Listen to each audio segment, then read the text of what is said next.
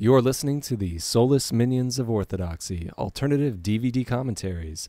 I'm Josh, and sitting with me is Justin. Hello. Today we are going to be watching the original Tron. We figured this would be very timely as Tron Legacy is in theaters as we speak. So we figured it'd be a good idea to go back and have a look at the original, and still probably the best. If you would like to watch this movie with us, our cue point for today is the black point immediately after the title card, which reads, Walt Disney Productions Presents has faded to black. So if you'd like to watch this movie with us, go ahead and sync that up on your DVD, and we'll be able to watch this together. I'm going to give you a countdown. This is just an example. I'll go 3, 2, 1 on pause, and when I say on pause, we'll both do so together, and we'll watch the movie together. All right. Justin, is there anything you'd like to say before we start Tron? No, I'm ready to jump right in. Okay, I'm going to start with the countdown. 3, 2, 1, unpause. So we're looking at the, I believe, very impressive opening graphics for Tron. Da-da-da. Pretty impressive for the time, I would say. I think it still holds up now. I mean, sure, the effects are, kind of 8-bit, but I think they still look good. The music was a nice little punch to send you in. Well, let me see here. I wrote down the opening alternate prologue, so I'd like to read that to you now. Now, this is what the studio was about to put in place just before the movie proper began? That's correct. Okay. I think it'll properly set us up for the movie we're about to watch. All right. This is the story of two worlds and the beings who inhabit them. One of these is our world, the one we can see and feel, the world of the users. It lies on our side of the video screen. The other, an electronic micro-civilization, lives and breathes just beyond our grasp. This is the world of the programs. Because we, the users, have created this new world. Part of us lives there too. And then on the other side of the screen. And then we would see the movie begin proper. Okay. Thought that if that opening prologue had been on the movie from the get-go when I was a kid, it probably would have saved me a lot of confusion. Why do you say that? I think the movie's perfectly understandable. Oh, it is, but I think at the height of my Tron consumption, which was probably around 10 or 11 or so, Right. I was really into the technology part of this movie, and I was overthinking things and trying to understand how human-like these programs were. Right. And I couldn't make sense of certain things. Their emotional states and whatnot, and Right. how human are these things? I mean, what are they? Yeah, I think that's a very interesting way to look at it. And in fact, there's a deleted scene on the DVD that actually was removed because of issues having to deal with how human are these programs. But I think we should save that for a little later into the disc. Yeah, I know you know what I'm talking about. Yeah, when we get to the scene where that's deleted Where that scene would have was been. supposed to be, Yeah. we'll mention it. Okay. Well, while we're on this scene, I think it's a fun little factoid tidbit. The guy here on screen, I not remember his name, but the new program into the games here, that's the guy that plays on Babylon 5, who played with Bruce Boxleitner, Tron. Oh yeah, he's the He's the Minbari ambassador. he's Minbari? I thought he was the guy with the black hair. No, that's Andreas Katsouladis, or however you say his name. No, this is the Minbari. No, not Minbari. I'm sorry, not Minbari. You're right. Yeah, the Minbari have the bone. Yeah, on the their Minbari are the Vulcans of their little universe. Yeah. No, you're right. Londo. Yeah. Londo. I know who you're talking about. I didn't know that. Yeah, you can't miss that voice. Well, Who does he calculate he is? the other actor Yeah. is also known from Bill and Ted's Excellent Adventure. He plays. I was wondering if you were going to pull that out. Of course, he plays Billy the Kid. Yep. Sure does. I'd like y'all to put your hands together. I actually like him as Ram. He's not an actor that has gotten much play. In fact, as far as I know, he's not really acting at all now. But he's a very competent supporting actor in this movie, I think. Yeah, I like Ram, and as you mentioned, they had some good chemistry when the three of them get together. Yeah, they do. I really like this set. This is an interesting design of the interior of this tank. Yeah, it has a bit of a Empire, Star Wars-y type of feel to it. Yeah, it kind of does. Now, this is probably the first major sequence outside of the opening light cycle duel where we're seeing a program performing, from the computer's point of view, just simple commands that are being inputted from the user, in this case Flynn, where he is having his Clue program try and track down this file that he needs to prove that he was the creator of Space Paranoids. Now, see, look, he's just sitting there really looking at a black screen. Look at that, with just some words on it.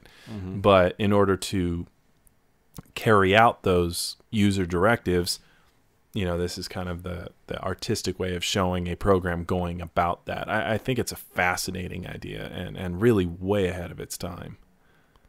Do you think it may have confused people at first? I don't know about confused, but I think just kind of went maybe over their heads, where this is, for lack of a better word, it's almost like this world that we're seeing here is supposed to be symbolic, of the, electronic ins and outs going on in the computers.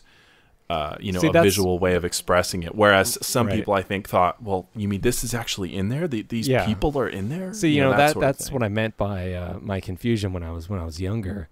Right. Is, like I said, if that prologue had been in there and it said, and I got that in my mind, like a part of us exists in the computer, then I probably wouldn't have taken this world, this electronic world, at face value. I would have accepted it as a representation. Anthropomorphizing the computer world. But I took it too literally, I suppose. But I still loved the film anyway. It didn't go over my head. Just right. But I remember hearing somewhere that Clue was the program Clue was kind of the proto version of Starman. Really? I heard that somewhere. How so? I don't remember. Interesting. This scene I always thought was, I don't know if the word graphic applies, but you mean brutal. The way he's tortured? Yeah. So far the movie's, kind of harmless and very kid friendly, but right here, look at that. I mean, he's basically being ripped apart digitally. And, he's crying out in genuine pain. And this is not kid-friendly, this part. Anyway, I mean, look at the tear in his eye, And then the yell he lets out in a second here. It's kind of blood-curdling. Yeah, it's just one of those personifying things. These programs feeling pain. Obviously, he's feeling pain, and it's in reference to the deleted scene, which we'll get to eventually. It's just how human are these programs? Oh, this helicopter. Yeah, God, I just love that. Look at that. How badass does that look? Yeah, it's like Airwolf. It is. Isn't that the same model as Airwolf? It might be. The same be. model of helicopter that it is? Looks like it, except without the little fins on the side. Yeah, but just look at that. That's awesome. That's badass. If I had a helicopter, if I had the means, I'd light it up like that and only fly around at night so I could use my lights. Yeah, why not? David Warner's just sitting back there like, how cool I am in this thing. You know that. Well, David Warner, let's talk about him for a second. This guy, I love David Warner. He is phenomenal. I mean, he's Great really in a lot actor. of movies. Oh yeah, character actor. He was in And, Star Trek 5 and Star Trek 6. Yes, and let's see what else. He was in Time After Time, a personal favorite of mine, He playing Jack was- the Ripper. Yeah, he was in Time Bandits. Yeah, he was evil in Time Bandits or Darkness. Mm-hmm. And, not only is he this character of Dillinger, but of course he's also the representation of Dillinger, in computer form. Sark. As Sark. And, Well, and he's the voice of the MCP. I was wondering about that when I was rewatching it because, clearly his voice is altered to be the MCP. I'm pretty sure they just You would digitally think altered so. his voice. Well, even if whether that is or isn't him, Mhm. even just the character of Sark is so universally different from Dillinger. Dillinger, look at him. He's human. He's smarmy. He's an ass. Sark is very, butt kissery and he's kind of like Darth Vader, in his little world. And they're just two different characters. Two different characters entirely. Well, David Warner was also in a favorite MST3K episode of mine called Quest of the Delta Knights. Right. Do you remember that one? Yeah. When it comes to Mystery Science Theater, there's probably about a dozen or so episodes that I really latched onto and would watch over and over again. And one of them was Quest of the Delta Knights. And, Right. it's always a wonder of how did they rope David Warner into this movie? Yeah, well, could have been a very talkative producer, very convincing producer. Look at this shot Wait, of the sea of cubicles there. There's my favorite line in the movie right there. What's that? Hey, Alan, can I have some of your popcorn? Yeah, sure. Well, I don't know. I know. I just like the way the smarmy guy says it and the way he responds. Like, No, yeah, I know. whatever. The the shot with the in the office. Yeah. of the cubicles. I grew up with this movie, on TV, pan and scan. So I never saw that shot of the cubicles. It was always cut off until I got the DVD and I actually saw what the shot was. And, when you really look at those cubicles, that is a big ass building. Mm-hmm. And that's a lot of cubicles. I think they went just a little too far there. Probably. But Well, that's I'm just my opinion. I'm glad you mentioned that. Growing up with the pan and scan, and because my memories of this movie are with that pan and scan taped off of TV. So sure. I, in my mind, watching this movie, I expect commercial breaks and at all these particular points, and Right. they're not there. But I always expect it to fade to black and a commercial to start. Right. But there's So some they're other. trying to tell us here that Lee Stetson is the creator of Tron. Interesting. You're referring to Scarecrow, Scarecrow and and Mrs. Mrs. King. King. A lot of people might not get that. Nobody talks about that show. That's a often real anymore. shame. I actually don't know how it holds up, but in my mind, it I remember it being very it good. does. Yeah. It's just a forgotten. It certainly ran quite a few years. So I like his desk. How cool is that? Well, I was gonna wait to mention that, but I was always very envious of David Warner having this desk. That's still cool now. That's badass. I don't care if it it's monochromatic like you can see now with the text on the screen, but it's so fucking cool. Oh, I know. All it is a monitor shoved up under there, but Yeah. in reality, you could make that desk right now with modern technology, and it could be, an inch thick and just be awesome.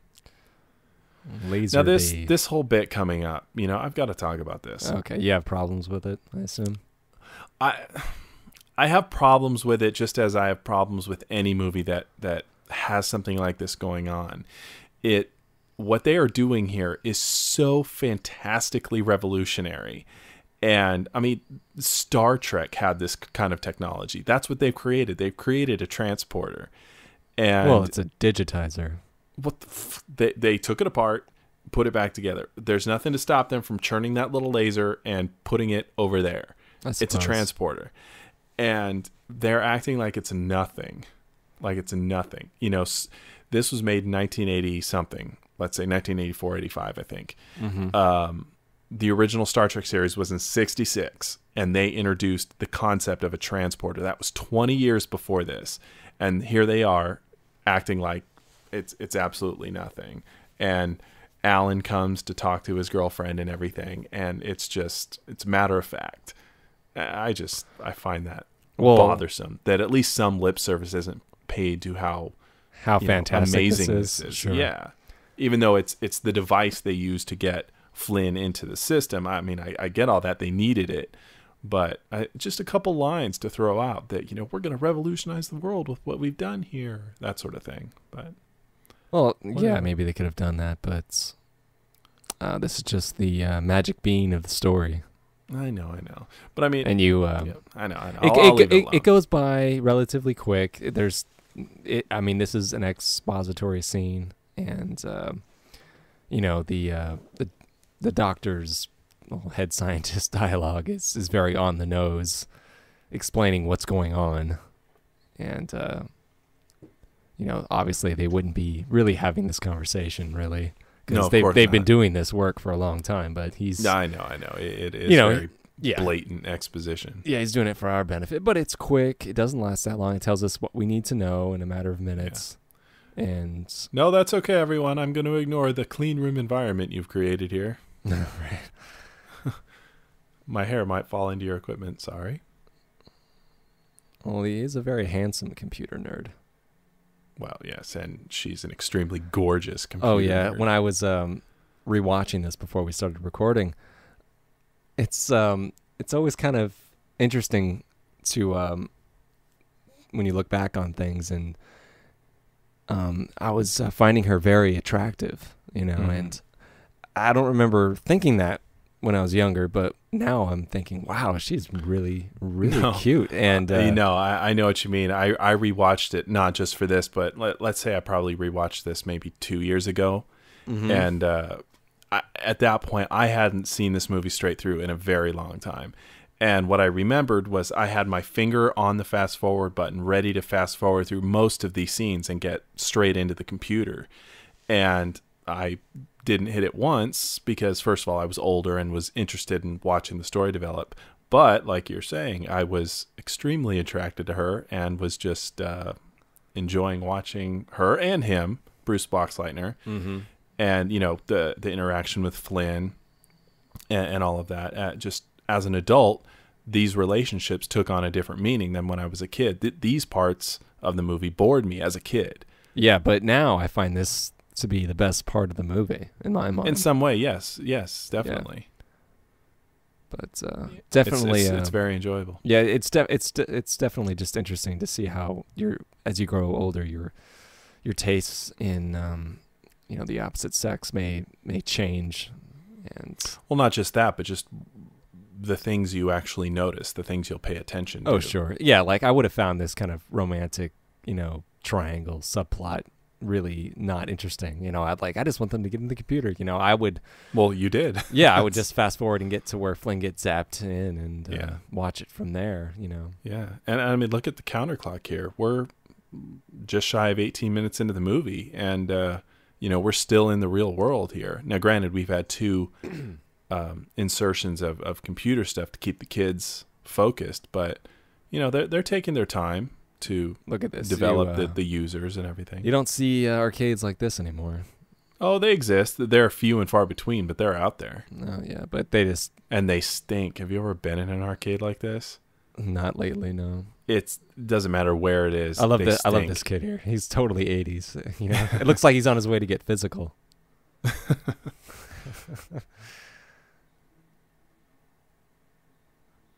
Look at Jeff Bridges. Isn't he the best? Yeah, I think he's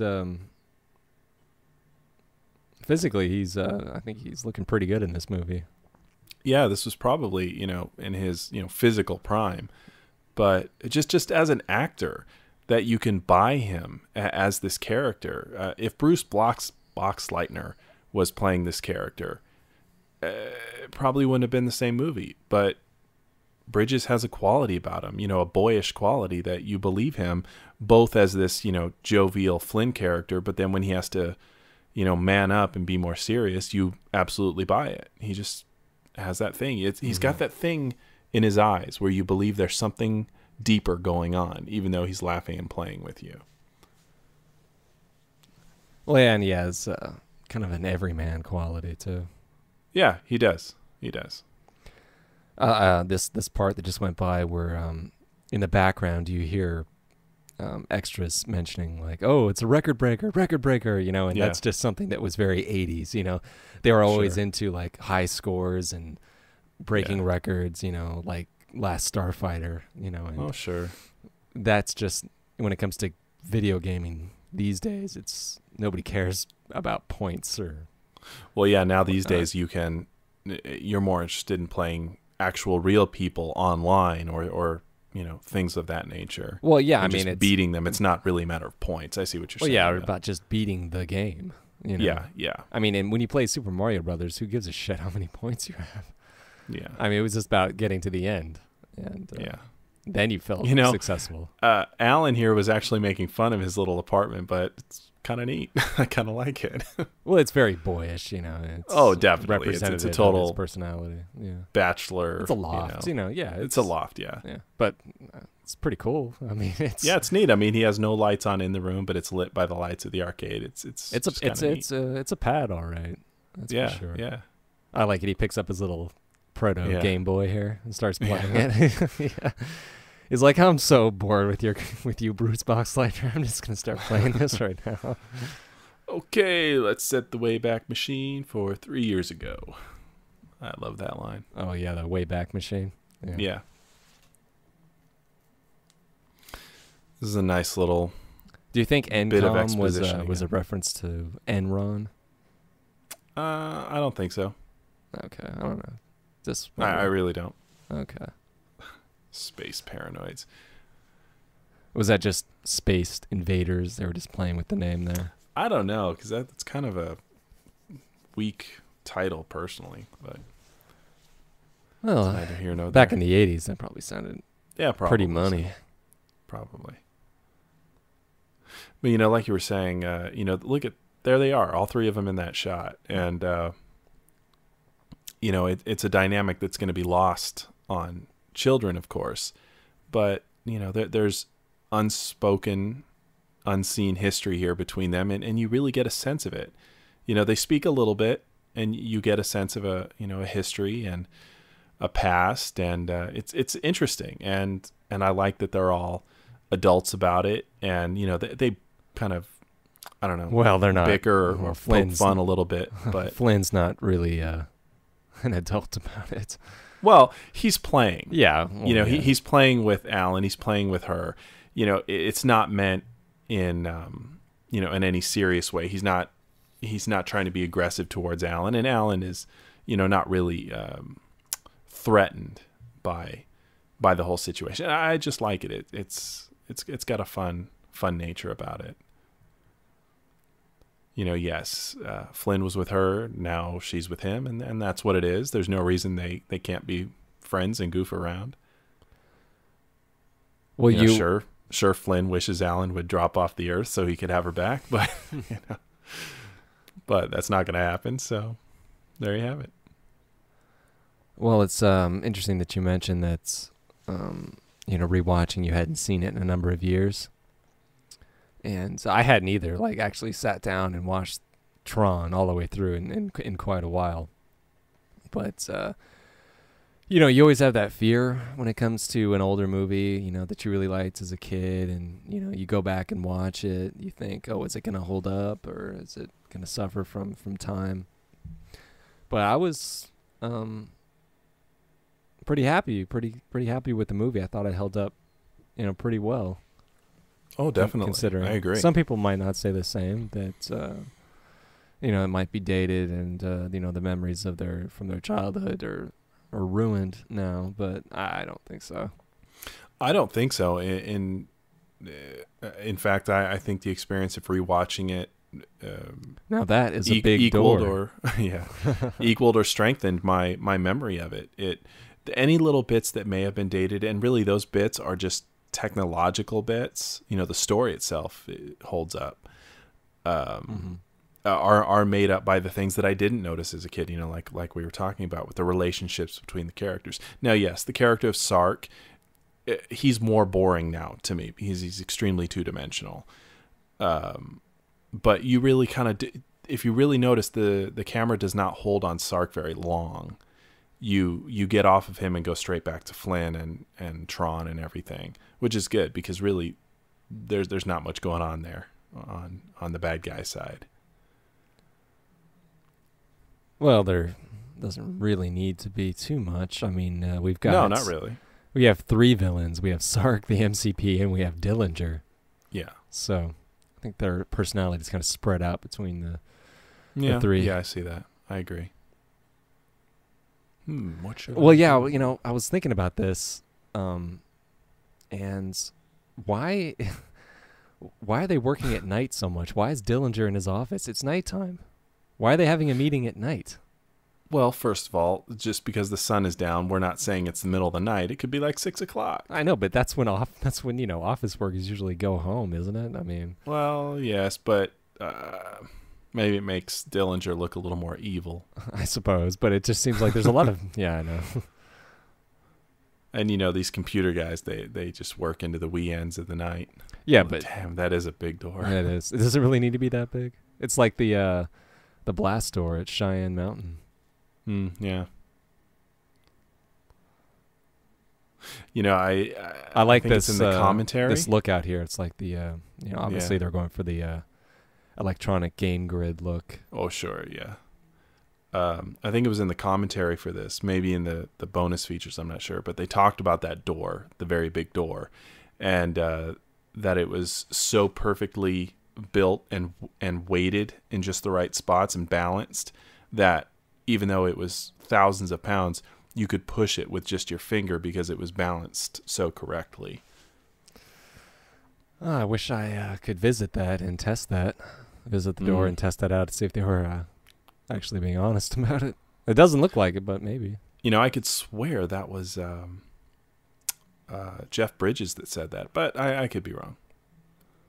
I don't think he's on the commentary. And then it might have been on the extra features. Oh, I see. Yeah, look at... That's okay. We're not doing anything wrong. It's those glasses that do it for me. I don't know. On her. That's what... Really? Yeah, I don't know. It's just very, very striking. Well, do you remember her from Caddyshack? You know, I've never seen the original Caddyshack. Oh, that's funny. But oddly enough, I've seen Caddyshack 2, you know, like 24 times. There's nothing like the original. But she's in the original and, you know, just looking fantastic.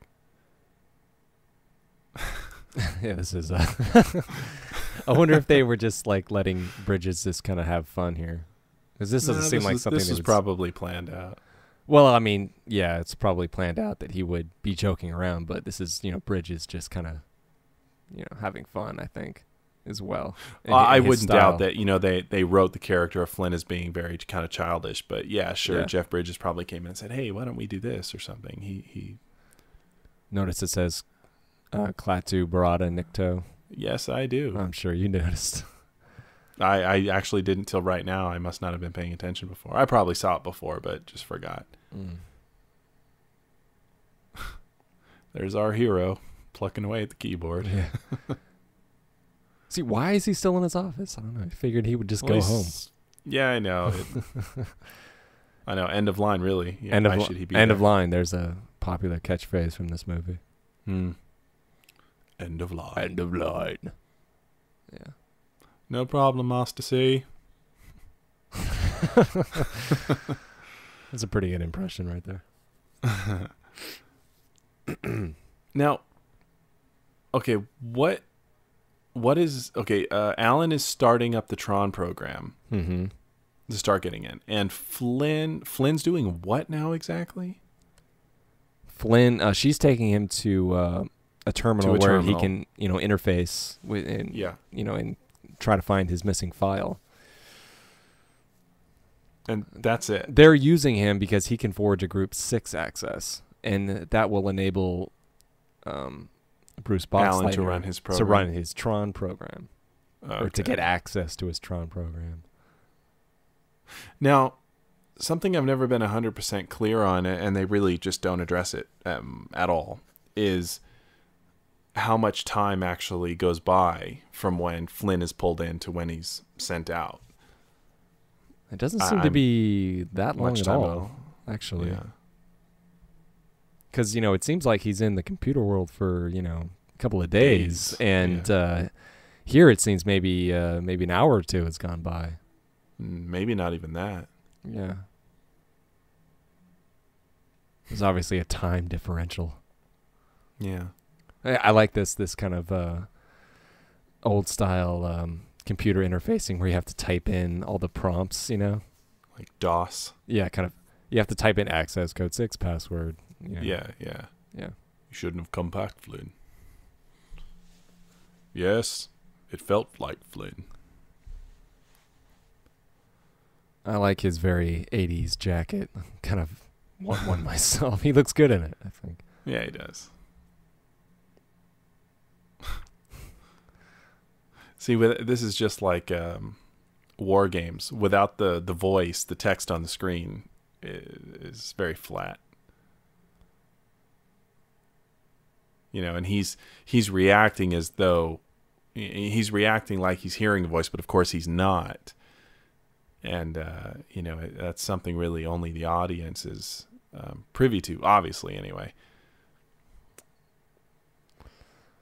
This is kind of neat. We have the digitization of Flynn. This is very good graphics for the time.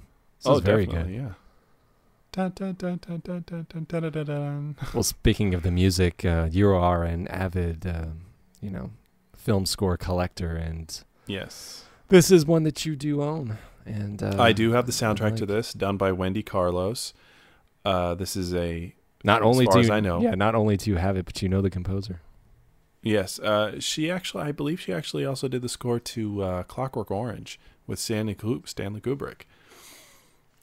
So she's not a lightweight.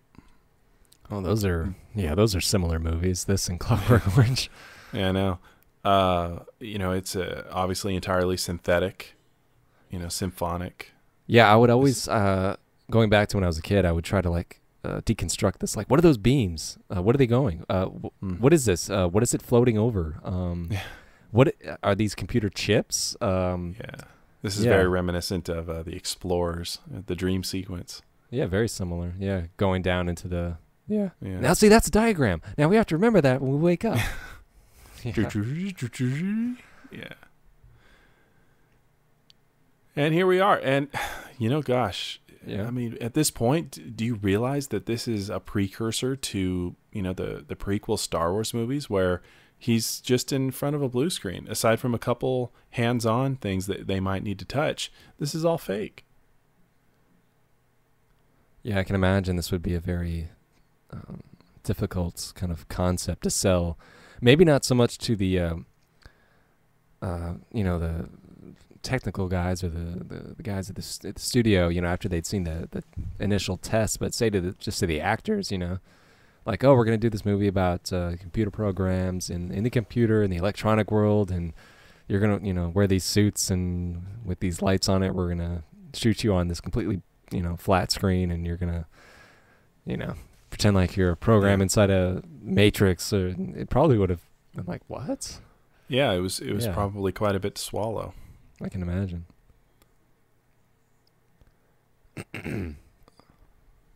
I think they all look pretty cool in those suits. And it's, very visually effective. The bad guys have red lights and the good guys have blue lights. Well, it's, you and I have already talked about this. Of course, if you look at their faces, the actual actors were filmed, or at least the film was then produced in black and white. There was a technical reason why they did this, but ultimately I believe it's just because the animators that then went in and colored, all the neon stuff, that they just found it was better to have everything in black and white. I wish I could remember why that was, but there was a technical reason why filming the actors in black and white, or at least producing the film in black and white, proved to be a more effective or easier solution down the road. And looking back at those tests, I kind of like the look of the black and white, before the colorization was brought in. Kind of makes me wish, I wish the whole movie kind of looked like that, because it looks pretty cool. You mean where they've shown stills where you see the suits here and they're actually black and white? Yeah. Yeah, I know they do look really cool. It's got a really neat look to it. I agree.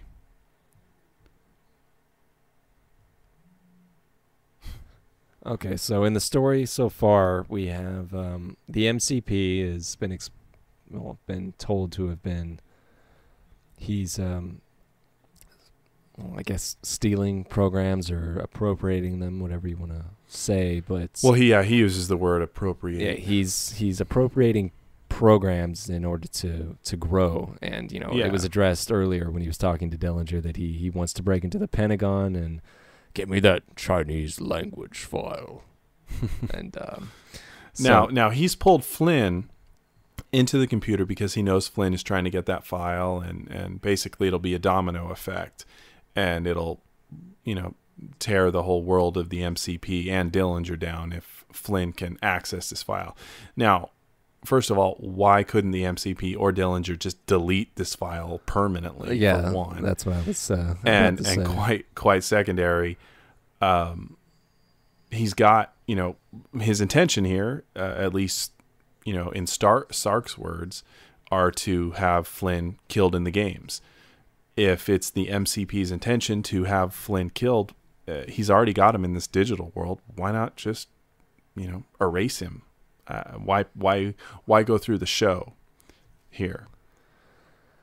Well, that was showcasing the MCP's Who is that guy on the evil nature. right?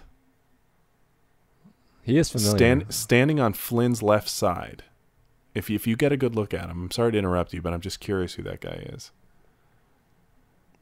No, like I said, I'd gone back and watched this a couple of times, and he was familiar, but I don't remember from what. Okay.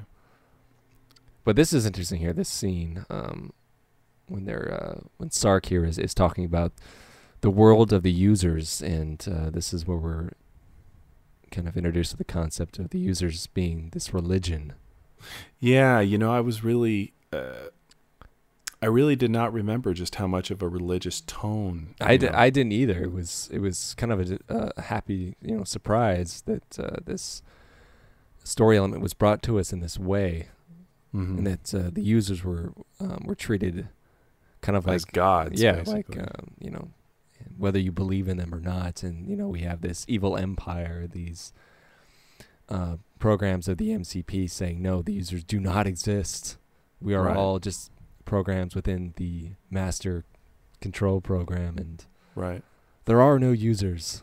So be a good Yeah, it program. is interesting. And yeah, just do what the MCP tells you.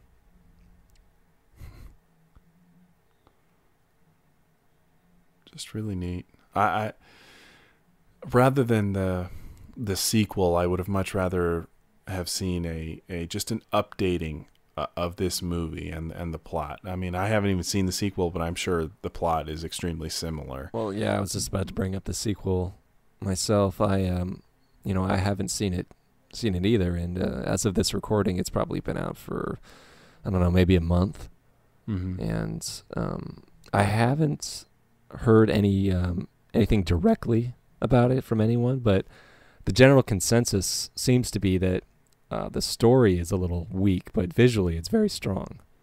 Yeah. From what I can tell. Well, from the trailers that I've seen, some of the visuals, look really cool. The light cycles and all that. But then, again, this is just basing it off of the trailer. There's a shot where there's a guy with a guitar, and Yeah. the shot of the girl, Olivia something, who's obviously the main girl in the movie. She's stretched out on a couch looking all sexy and all that. Sure. And, I have a real issue with that. Not because I don't mind seeing her on the couch that way, but, it's kind of what we were talking about before. It's how human do you make these programs? Yeah, they're just going a little too far. Yeah, they went too far. Seeing the guy with the guitar too much. Yeah, I don't care how they Yeah. justify that. No. Yeah, I'm there was sorry, no. there was too much personification, maybe, and just, Exactly. and they were sexing it up, and Oh yeah.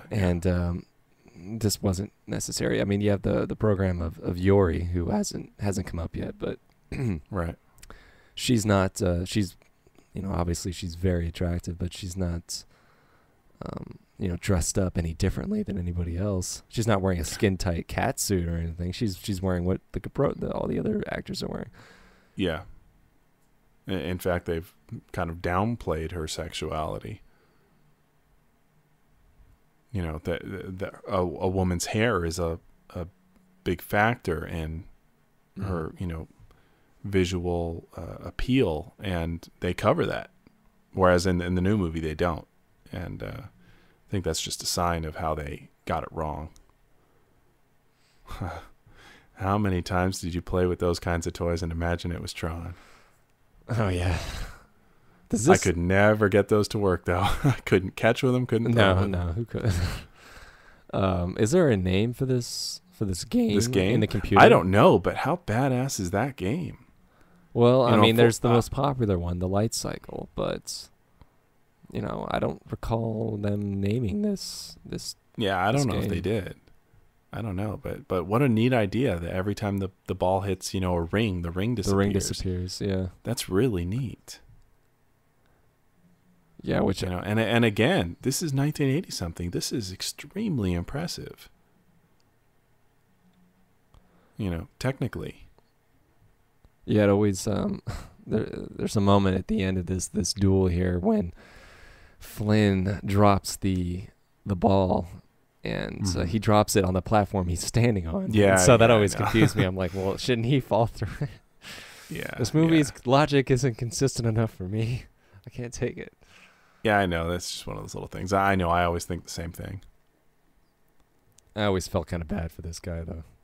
Yeah, I know. They went through the trouble of, introducing this guy you like him. and making you sympathetic, and then he has to kill him. Yeah.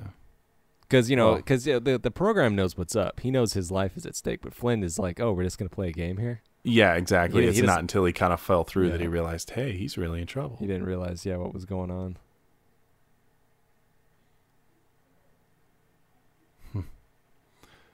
David Warner's as good at playing a bad guy. It's just... He is. Dun-dun-dun-dun-dun.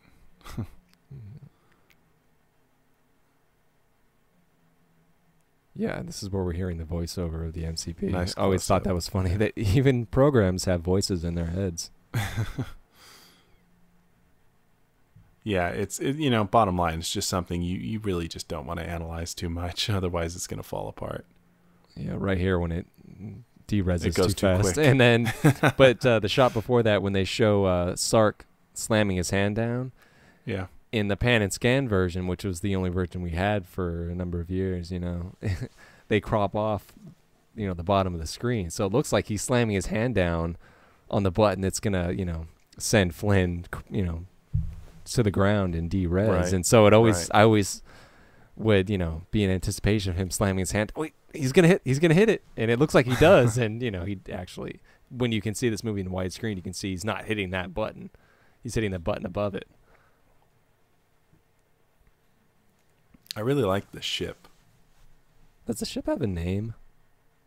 I don't know. I don't think so. Here we go. Not that I know of. Here we go. The Light Cycles. Yep.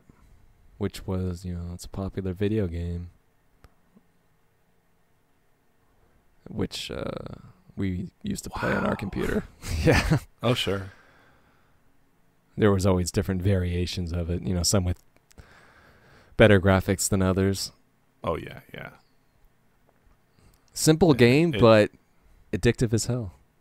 Oddly enough. It is. And it actually requires strategy. Yeah, and if you got really good at it, like I would always try to find cruel ways to beat the computer, like make him make the computer suffer, make him go in a big twisty circle before he careens into his own jet wall, And I'd always imagine like little programs inside, It's like, you don't even see what's coming. See now, okay. Right now, the game is playing, or how can I even word this? The MCP is playing other programs and Flynn.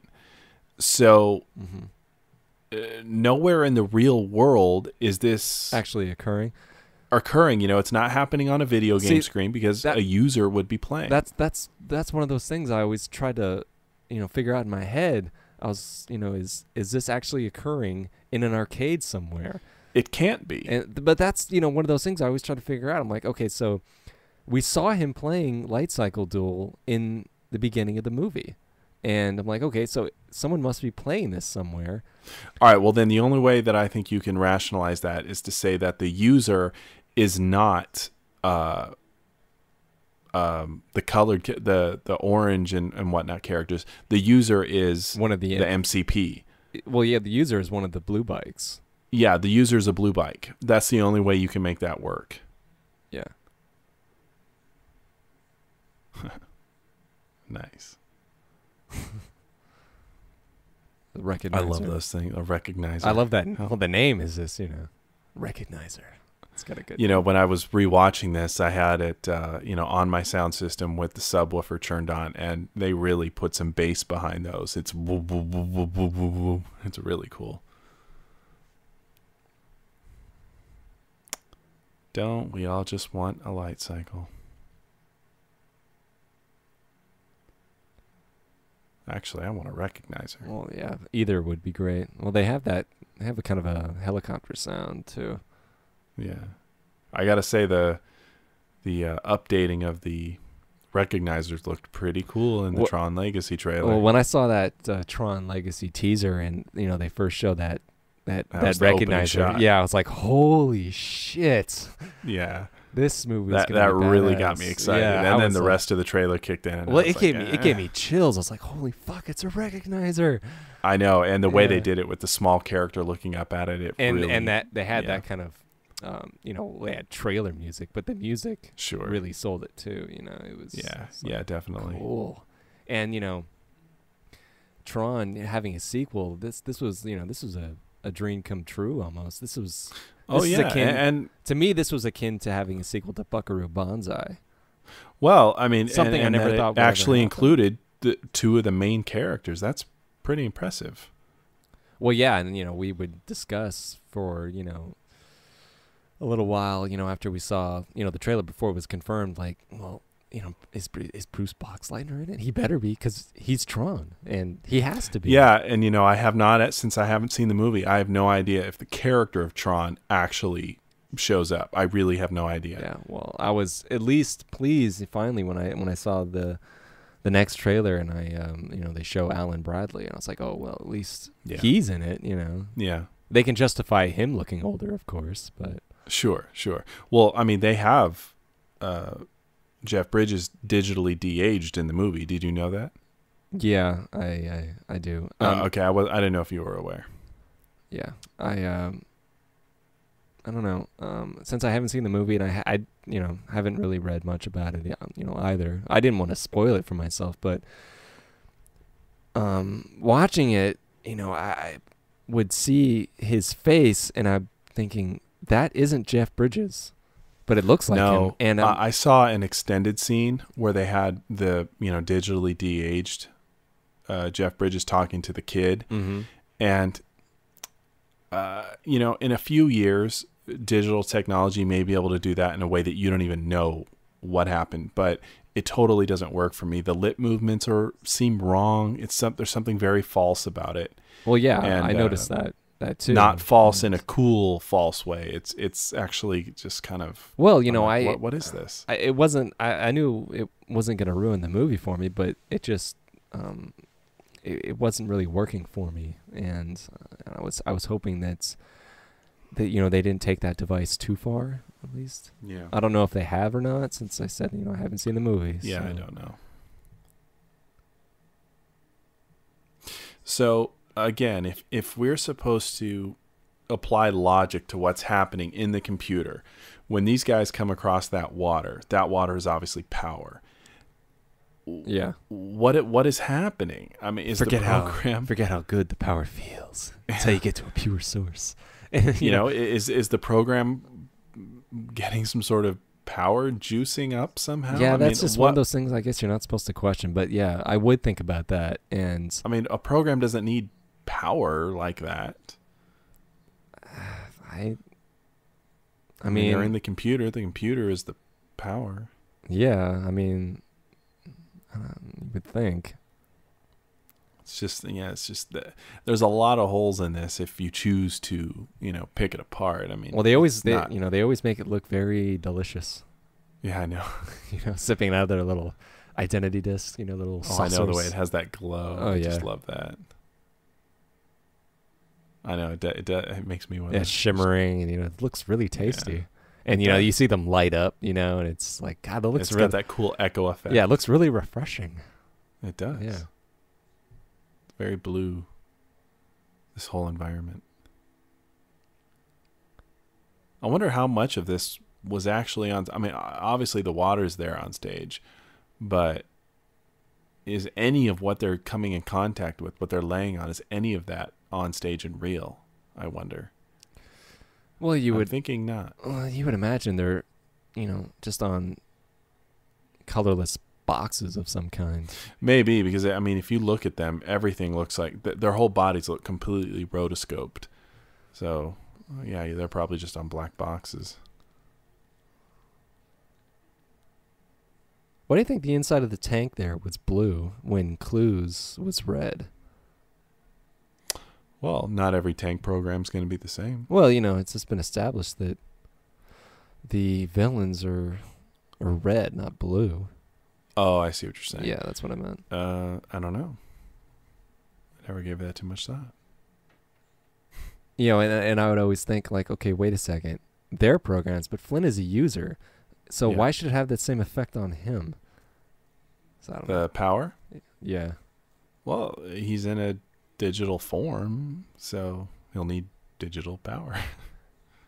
I don't know. I mean, you don't see him eating, and we kind of guess that he's in the computer, and from his point of view for a couple days maybe, and it's not like he's eating. So yeah, I never thought about that they're blue. Interesting. And you would think, artistically speaking, given that we were just in a very blue heavy scene, that they might have thought of turning those characters red or even an orange or something. Well, yeah, just for consistency. Yeah. Nice little edit there of cutting to Tron jumping around in his light cycle. I like that. No.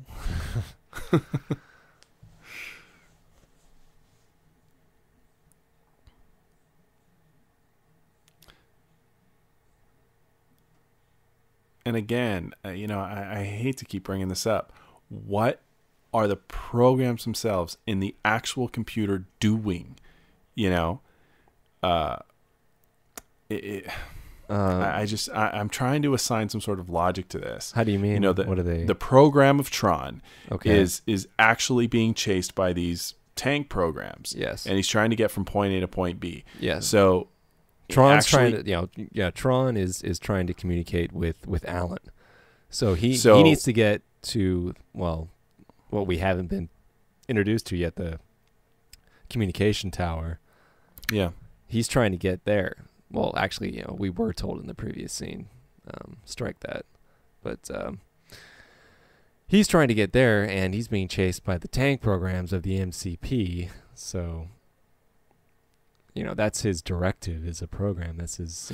Okay, so Alan sat on his computer and said, Tron program respond, or something to that effect.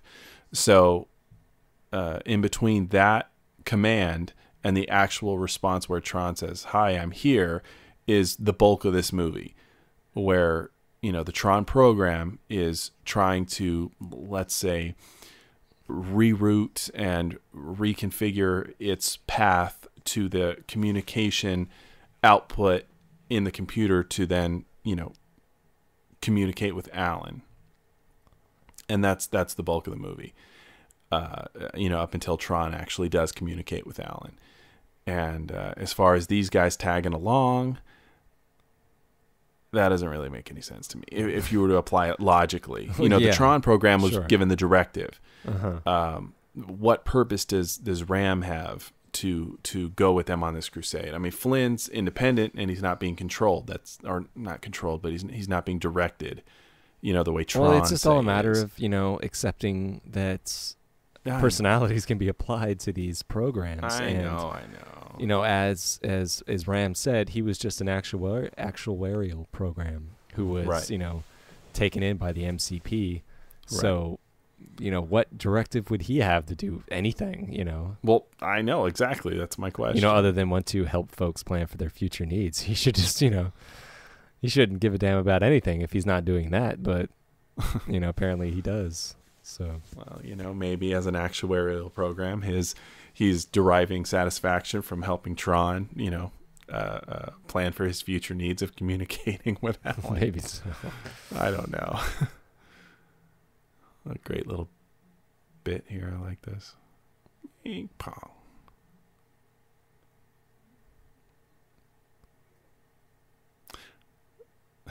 I really want to drive one of these.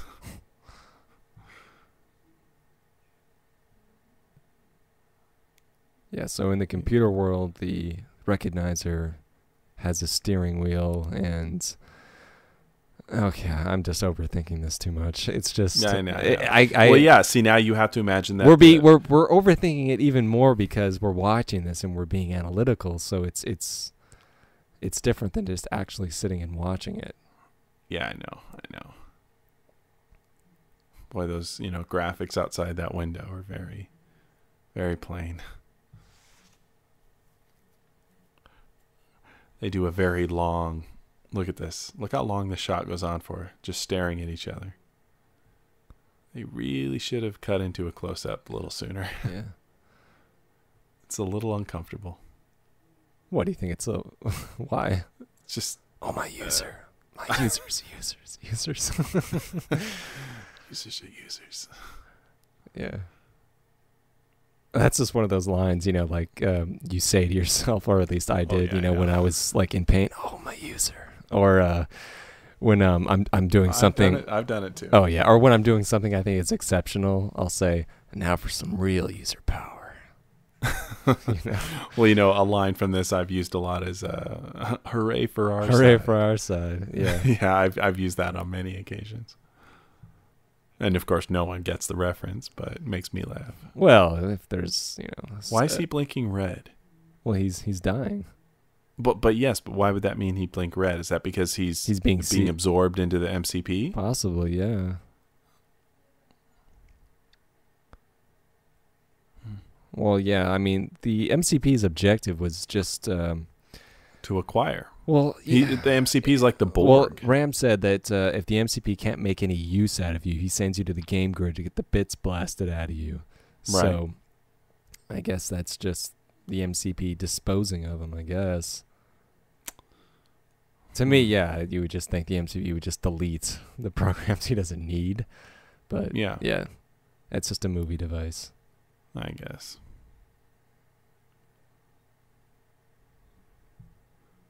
So, in the computer world, again, you have this program of the recognizer just kind of wandering around in the circuits of the computer,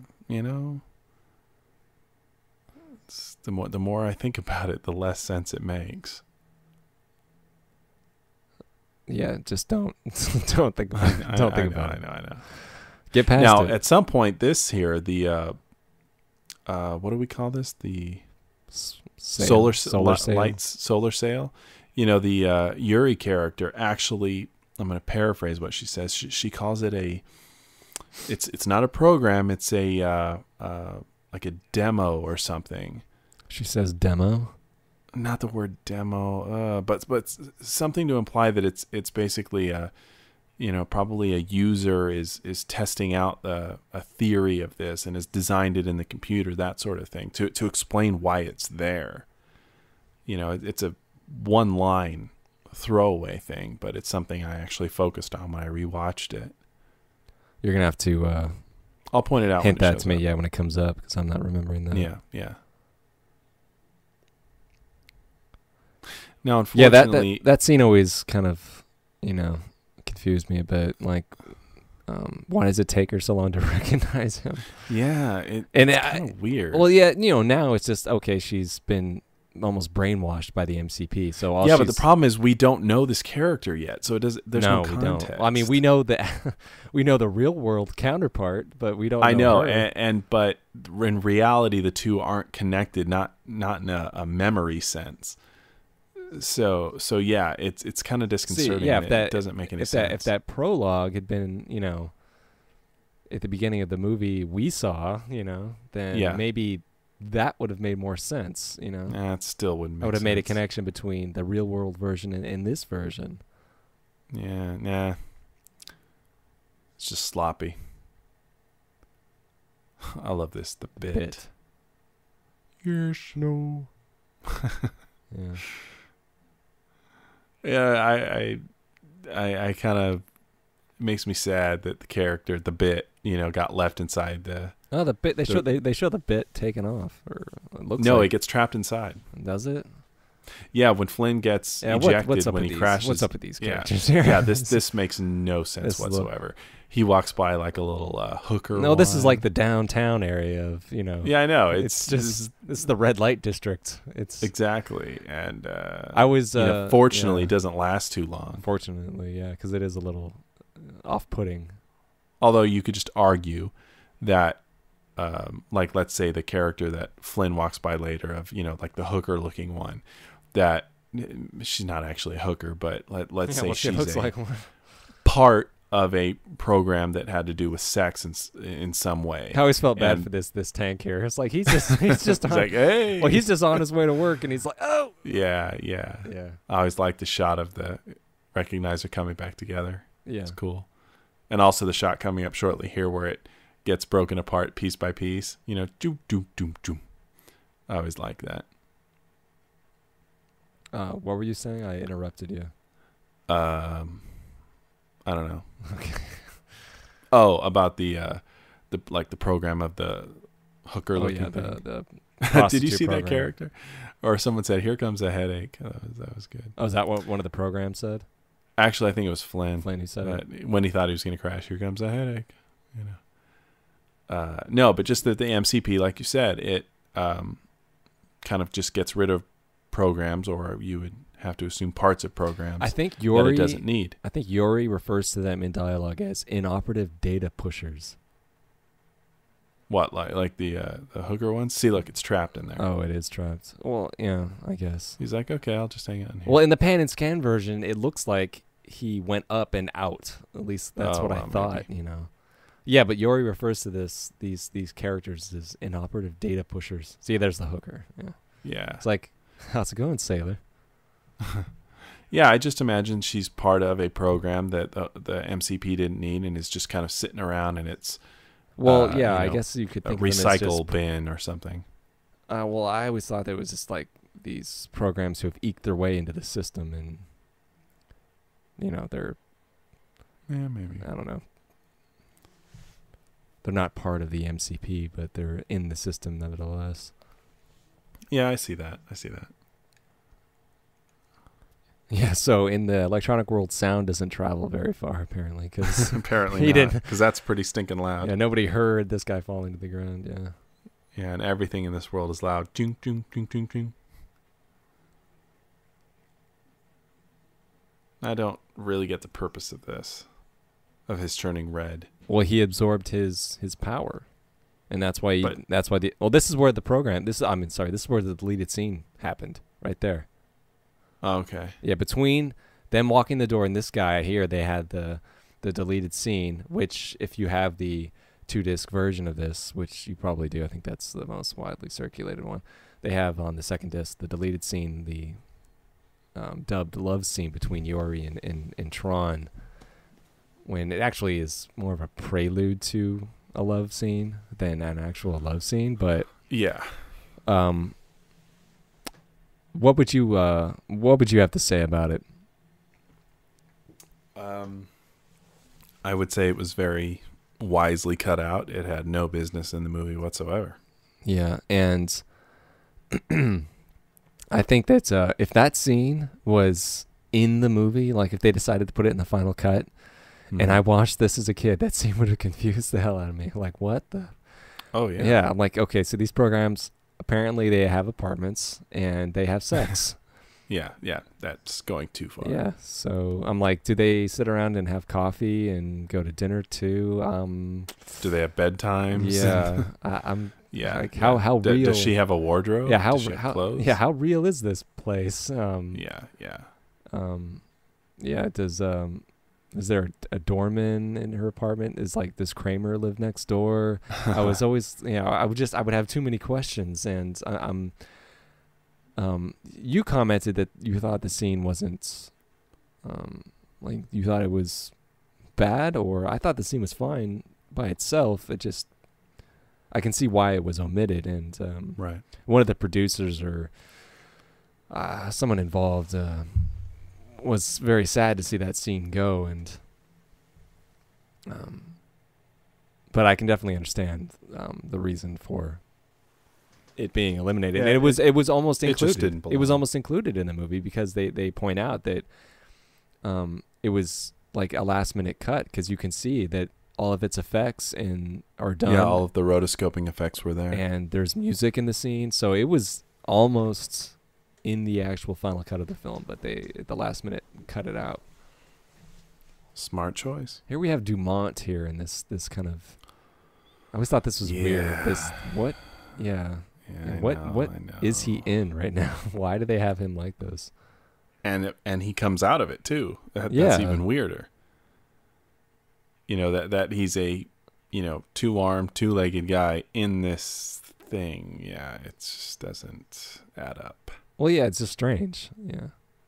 Now, strange. Applying the real world logic to this, are we to assume then that the man that we saw that worked with, the girl in the real world, that he wrote this program, this, communication hub program? Well, so does that mean that Yori's real life counterpart wrote her? Is that what you're saying? How the hell else are we supposed to interpret that? I mean, Tron looks like Alan, so it seems to me that she wrote this program, he wrote that program. I don't know, I suppose, but she works in the laser lab. I mean, does she actually? Yeah, but look where Tron found her, though. She was just a program that was performing functions for some sort of project. And that fits that would be a program that she might write, just a, program that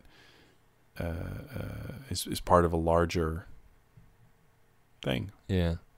I always wanted to know more about the logic probe, like how it works. They don't really explain it too much. No. No.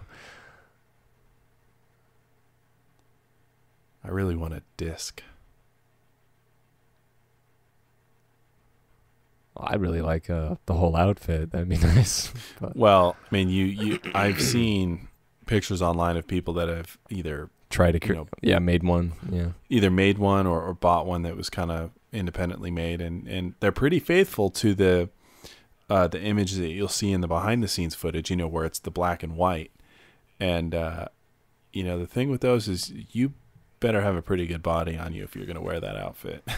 Oh yeah, it's not forgiving at all. It's not forgiving in any way. Yeah, it's gonna show parts of you may not want people to see. So yeah, I can imagine the actors had some misgivings about that. They were probably really like in the gym every day working out, making sure that they were physically fit. And confirmed, Alan won. I wouldn't want to be in one of those suits either. I mean, oh hell no. Not just. I don't mean just because I wouldn't want people to see me, but I wouldn't want to see me in that. I'm like, I don't want to know, I don't want to know how retarded looking I am. Please don't let me know. Like, come back to me. And there's the hero shot.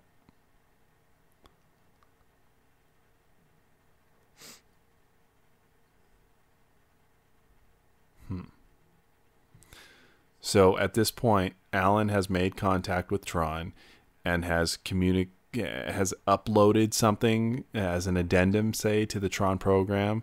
And if the Tron program can reach a certain point in the Master Control program's CPU, it will destroy the program known as the MCP. Does that about cover it? That about covers it. Yeah, Alan once sent down the information with the instructions on how to. But he also basically encoded that disk. Yeah.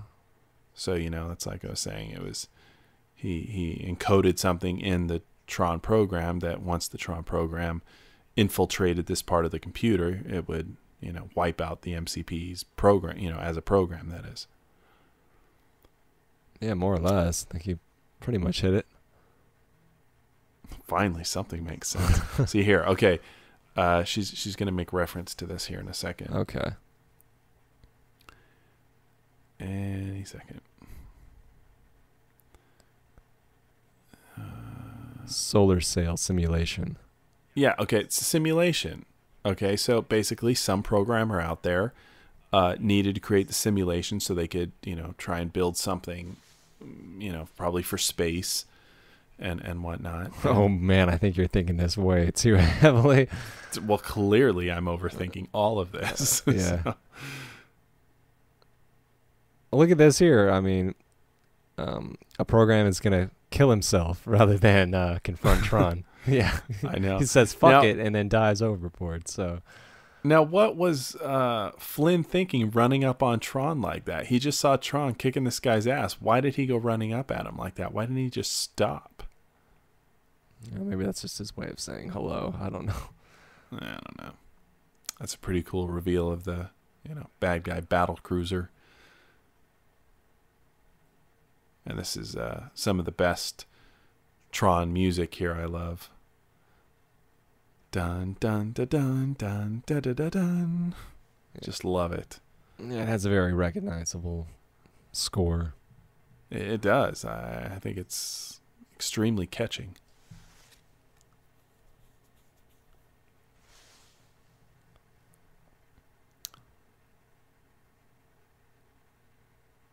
I wish I knew what the name of that thing, that ship, whatever it is. I don't think it has a name, actually. I mean, it looks like a, futuristic aircraft carrier. Yeah. This looks like a floating battleship of some kind. Which, again, what is that? We got, okay, yeah, world. Don't think about it. I have to ask. We just keep getting worse as this commentaries progress. We're like, we're I'm not trying to pick it apart. No, I'm no, really not. No. I'm not either. But we're just we've never sat and actually analyzed this movie. We just and what is this? They're in mountains. Yeah, I always kind of thought, I would wonder where this existed. In the computer. Yeah, it's like, okay, so I know so there's they're in the Rockies. Yeah, it's like there's mountainous areas. I would always think of it like when we were young and we would because we live in a valley, and when we would take trips to go see family members, we'd have to drive out of the valley, so we'd have to go through mountains. Right. And I would always think of it like that. So this is the area between the valley and the relatives. Okay, so. Interesting. That's just the way my mind puts things together at that time.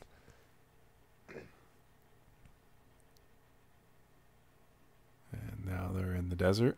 Yeah.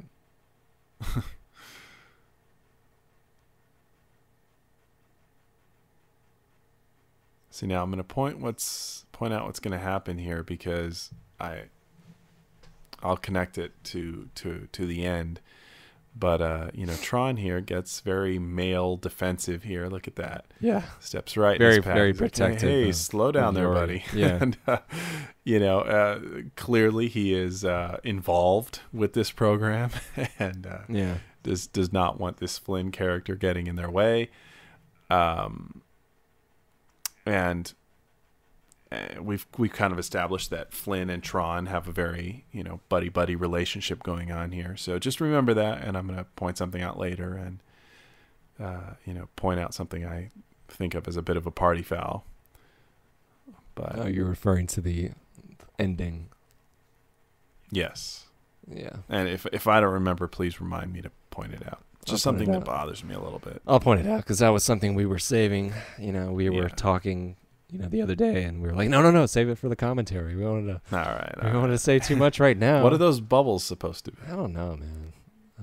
Just like random bits of data floating around or something. Maybe, I guess. Yeah. Maybe they need to run a defrag. I guess.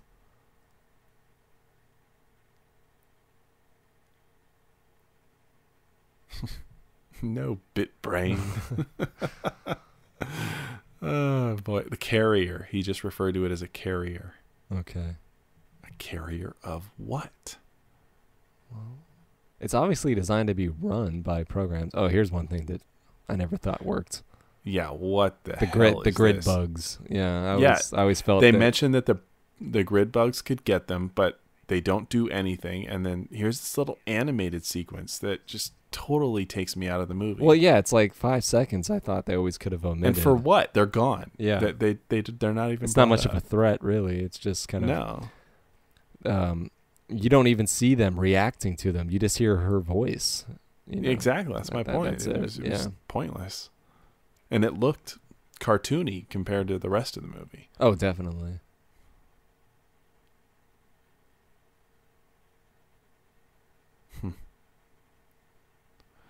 It's very telling, in this modern day where computers,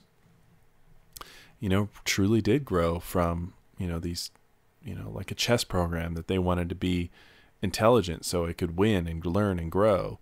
That is how these things happen. We've seen that. For God's sakes, look at Terminator. Do you think that younger audiences, say who are maybe early teens to late teens, who are the prime audience for the new Tron, how do you think they would feel about the original Tron? Do you think they could get into it, or I think I think the runtime of this movie is about an hour and a half.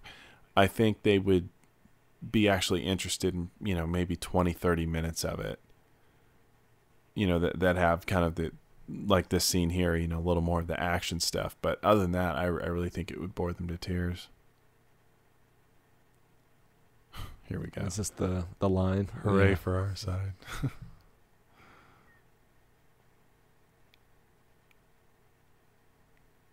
Yeah, it's unfortunate. I mean, this movie is hardly a standalone example of movies that just unfortunately are designed for a different generation and a different sensibility, a different ability to respect pacing and story and character over just visual. Well, look at look at the way they've casted the Neutron. They're all like, in their, the male lead is 20s. like they're in their 20s. They're very young. Where here, they're obviously actors in their 30s. Yeah. And it's just a sign of the times. Is Yeah, definitely. audiences, change. As I think what the There we go again. Buildings with levels and floors in them. yeah. Because I think like what the movie I studios really like this. look for is That's cool. yeah, it's a good shot. Is like males from like 18 to 25. Yeah. Oh, yeah, definitely. I think that's their their bracket. So I don't know if they thought the same way back then. They really saw those demographics in the same way. But now they're definitely gearing a lot of their material towards, to people of those of that age.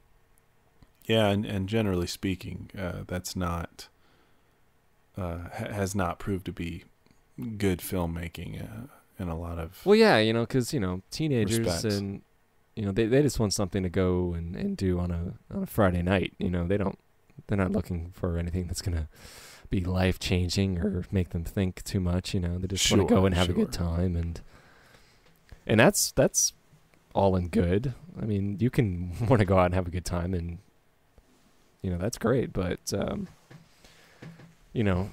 these films are also they're an art form of some kind as well, and when you turn an art into a means of business, that's gonna make the art suffer. Well, it's the way you phrased it, a minute ago or so. I do wonder. I hadn't thought about it until just now. When they made this movie, who were they making it for? Were they making it? Well, it was a Disney-produced movie, so obviously they were making it for kids in some fashion, and clearly wanted to involve the adults. But the fact, look at the villain here. This is not a villain that the kids are going to know, as an actor. And the kids aren't going to go to their mom and dads and go, hey, Mom and Dad, Jeff Bridges in that movie. We really want to go to that. That's not going to happen. So, it seems like they cast this movie just to say we need good actors, and their ages are what they are. And I think I much prefer that choice to, the teen bop casting. Well, not to say you can't find actors that are young that are very good. Oh, no, of course. But in terms of this movie, I think that I don't know if they were going for so much of an in-between. They wanted, I think they have a fun adventure story for the younger crowd, to watch and enjoy. And, for the adults, there's that romantic subplot and right. the advances of, Flynn coming onto the Yori program, things like that, that the kids might not really pick up on or really be interested in. Sure. It's a cool little pod. Okay, so the MCP is sending Dumont with all of these old programs into the shred bin. Yeah. So why didn't he just do this to, Tron or Ram? Why? I don't know. You mean rather than put them in the game grid? Yeah. Yeah, I have no explanation for that. None whatsoever. But I mean, that's obviously the recycle bin on your desktop right there. Yeah, or just the trash icon if that's what I mean, yeah. Well, yeah, depending on your operating system. Well, I suppose so. Yeah, so cuz I have a Mac, so. Now, what's happening there to the ship is actually getting de-resed. Why? He says that in dialogue. No, I know that it's being de-resed, but I don't recall why. Why it's being de-resed? Yeah. I mean, that seems to be an important thing of theirs. Yeah, I don't know. I didn't. I noticed it when watching it. I'm like, okay, Sark and the MCP are obviously de-resing the ship intentionally. Yeah. But why? I don't know. Yeah, I don't get that. I don't get it at all.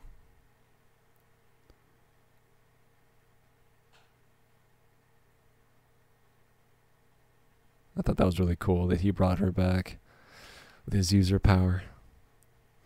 Yeah, that whole bit of the user power. But he couldn't bring Ram back. Yeah, no, I'm kind of wishy-washy on that. It's very vague. That sucks. His Sark's lackey there survived the whole movie just to be tossed out in a second. Well, he was just a bit brain. Yeah, well, he didn't even get like a little fight. He just got spit on by Tron basically, and he's gone. Yeah.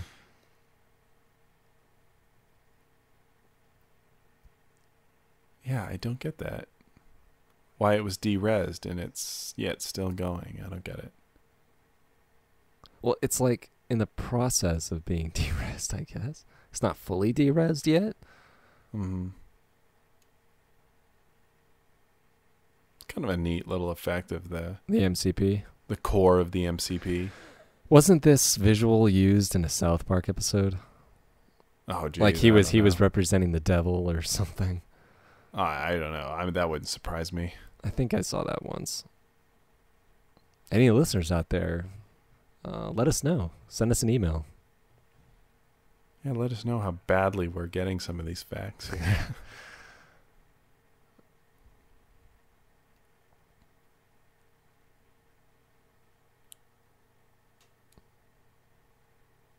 I would have liked to have seen a scene earlier in the movie establishing Sark's ability to do this. Now they show him doing the light cycles in the beginning. Oh yeah, his ability to fight with the disc.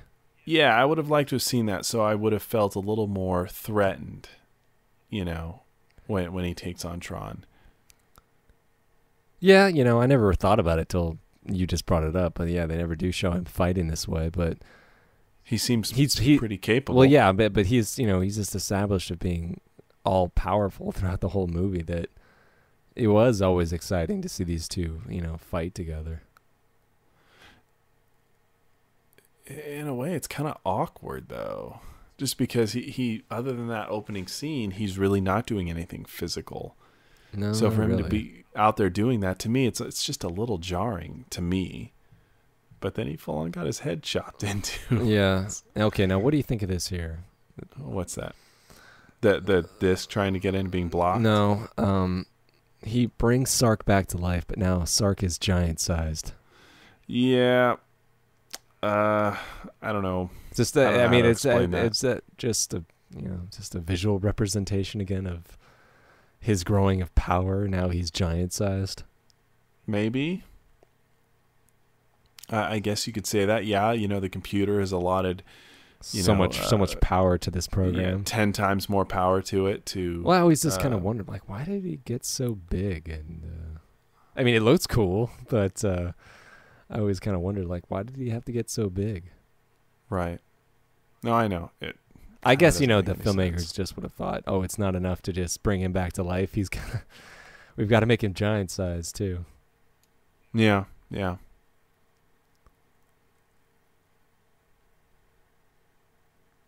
Okay, now this is the moment you were talking about, isn't it? Yes. Here he is, fully macking on the Yuri character, and we just established a couple minutes ago that Tron is with her, protective of her, and clearly does not want Flynn putting the moves on her. Yeah. And here Flynn just disregards all of that, and so does she, frankly, and goes ahead and does that. That's a cool end shot for her. Oh, yeah. I don't know. I thought it was just kind of a cheap moment, on Flynn. Now, granted, these aren't real people, but nevertheless, we've come to like and respect Tron. So to have Flynn do that is kind of disrespectful. Yeah. I guess I never thought of it that way when I was younger, but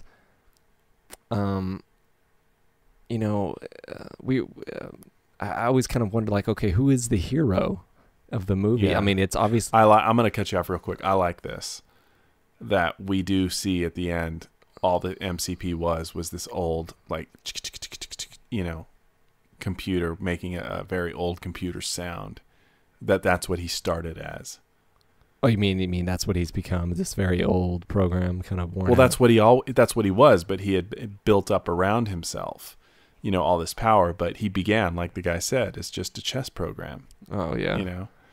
But yes, no, like you were saying, who's the hero? Is it Flynn or is it Tron? Yeah. I mean, the movie's called Tron, so I guess Tron's the hero. But yet the movie follows Flynn. Yeah, you want the hero to get the girl, and he does get the girl. But then I always felt kind of bad for Tron because he doesn't know that Flynn got to make a move on her, and that always kind of made me feel bad for Tron. But I'm like, I want Flynn to get the girl though. So I don't know how I'm supposed to feel about that. I know it. I get that. It's odd. Okay, and look, order is being restored. And now the ship finally derezzed. I just don't get it. Oh yeah, now it's fully derezzed. Yeah. Well, the MCP has just been wiped out, and now it's a free system again.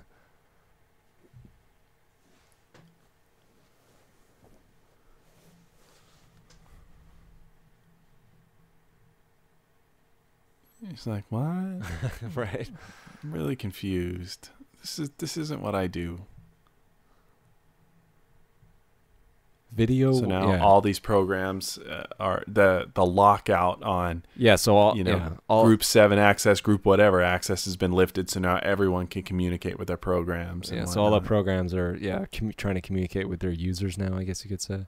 Yeah. Yeah. Oh, we're leaving the computer world behind. Nice little bit of music here, when it comes out. Ba, ba, ba.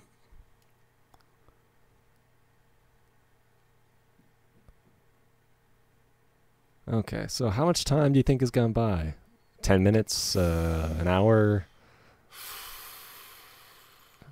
I'm going to say in the real world? Yeah. I'm going to say none at all. You think, just he was instantly... I think it's just, he fell back in his chair and came right back. That's it. Okay. He's been sitting in that chair for all of, 2 minutes. Of course, what does that paper prove? Nothing. He could have typed that out at home. Yeah, I suppose. That doesn't mean shit. He might as well have said, and he, Kevin Flynn is now the president of the United States. Well, it's like the letters of transit in Casablanca. I mean... Yeah, I know, it's just paper. Do you really need those two? I mean... Yeah. Yeah. What was stopping Rick from leaving with Ingrid Bergman at the end of the movie? He could have just gotten on that plane with her. Yeah, yeah. Yeah, there was no one there who was going to stop. Yeah. Exactly. So, I mean, this message, the message just wasn't printed out. It was sent out, It says right there. But even still... It was sent out to everyone, the information. Yeah, but what does it mean? Look at it, though. It's supposed to prove that, No, I mean, I get that. Yeah. But, I mean, it doesn't actually prove anything. It's just words on a screen. Oh, wait, here comes the boss. Yeah. I liked her before, the way she was dressed before. Yeah, I know. She definitely took on a different look. I don't really like this. She still looks good, though. Oh, yeah. Get ahead and get a good grab in there, buddy. And this is it, man. Oh, yeah. The movie wraps itself up really quickly. Very quick ending. Yeah. Greetings, programs. And then, why would they be like, what? They're like, what are you talking about? Yeah, we didn't experience that world with you, remember? Yeah. And, just because that, paper proves that Flynn created the game doesn't necessarily mean that he would then be the president of this company now. There's going to be shareholders and all of that. And he may get some sort of financial restitution, but it doesn't necessarily mean he's, equipped to run a company. Well, yeah, I understand what you mean, but there's also probably a time dissolve we're not privy to, between... Oh, I'm not saying that happened overnight. Oh, yeah. But it's still kind of... Well, no, why? Yeah, of course. Why would he become president? Just because, we don't know. It's just... because he created a game, Dillinger ripped off that program and politicked his way to the top. Yeah, that's just... Well, it's something we want to happen. We want to see the good guy rise to the top. Yeah, of course. It doesn't make a whole lot of sense, He, maybe he's a good programmer, but he might not be as business savvy as Ed Dillinger is. So why would he become president? Yeah. Yeah, I understand. I'm just talking. I know. Why? Yeah. But you want to see it happen, so it does. No, I agree. All right. I guess, even though the movie ends quickly, what the hell else would they have done? I mean, there really wasn't much else to do. No. Well, that was Tron, so if you've made it this far in the commentary, thank you for listening. So yeah. Well, anyone still holding on, I guess I'll button up some of my thoughts here. Yeah, go ahead. This is a movie that we both grew up with. It's near and dear to my heart, so to speak, and I have very fond memories of it. It still holds up in just about every way in my mind whenever you watch it now. And like we've already said, it's a movie well ahead of its time, and I don't know what sort of financial success it was in its time, but I think I don't want to go so far as to call it a cult movie, but I don't think it's as remembered as it should be.